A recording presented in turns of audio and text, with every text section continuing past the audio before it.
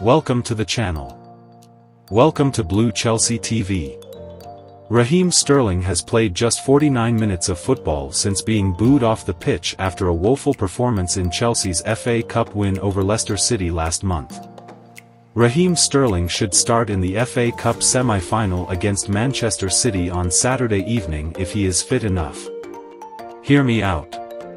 Sterling is hardly the most popular of players amongst Chelsea supporters right now, and while the consistent abuse he gets is abysmal, I can understand some of the criticism directed at him. After signing for around £50 million in the summer of 2022, there were big things expected from the England international, who has since fallen out of Gareth Southgate's plans with the national team. The 29-year-old has played almost 3,000 minutes in all competitions this season for the Blues. Only 7 players in the Chelsea squad have registered more minutes on the pitch since the beginning of the campaign. However, things certainly changed after that torrid afternoon, incidentally in the last round of the FA Cup, against Leicester City. Take a moment to like the video if you are enjoying the content. Subscribe to the channel if you are bumping here for the very first time.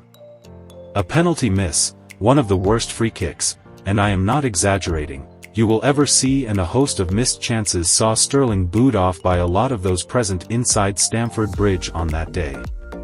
Mauricio Pochettino, though, defended the winger. He has an unbelievable CV, like a player he has played in big teams, experienced player, of course. Today he missed the penalty in some chances, Pochettino said after the game.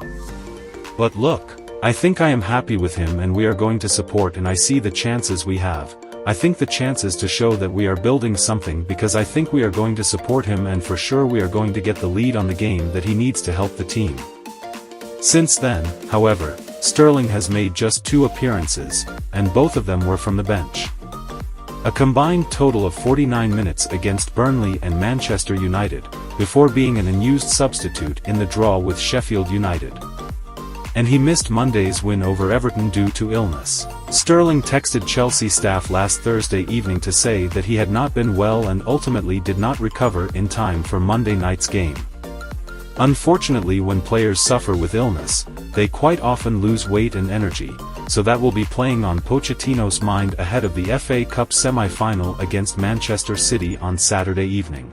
The Jamaican-born winger will be assessed ahead of the weekend's fixture, with reports claiming he is now back in training at Cobham. If he is fit enough, then for me, he has to start at Wembley Stadium.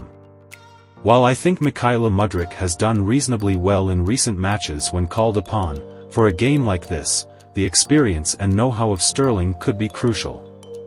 Just look at how he performed against Man City, the club he played for over a 7-year period between 2015 and 2022, back in February.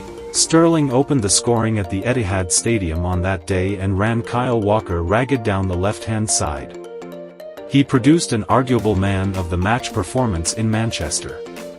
Chelsea are not going to have a lot of possession against City, that, at this point, is almost a certainty, so they are going to have to be deadly and clinical when they counter-attack, and on that day in February, Sterling was more than useful in transitional phases. I do not expect there to be a lot of changes from the Chelsea side that beat Everton, as long as everyone has made it through the week unscathed. Enzo Fernandez and Axel Disasi have returned to training after missing the Everton game but will have a difficult time taking their places in the team back.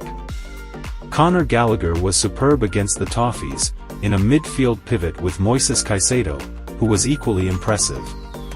For Fernandez, this may be one where he comes on later in the game, something we have not seen too much of at all during his time at Stamford Bridge, so that could be an interesting dynamic for Pochettino. While there should not be many changes, Sterling should be one of them.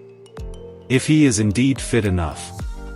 He enjoyed playing against his former side so much last time that it feels right to bring him back in at Wembley. That's all for now.